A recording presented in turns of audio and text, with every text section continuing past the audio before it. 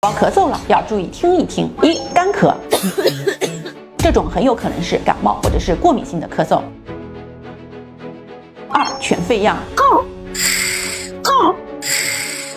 声音像小狗叫，很可能是急性喉炎。如果还伴随有这种情况，就要赶紧去医院了。三、食咳，这种声音明显带有痰，可能是肺炎或者是支气管炎。四、反流性咳嗽，反复咳嗽，声音嘶哑，伴有喘息，一般是胃食道反流。五、鸡鸣样咳嗽，咳嗽10几天，而且咳嗽剧烈且持续的时间长，很有可能是百日咳，赶紧去医院。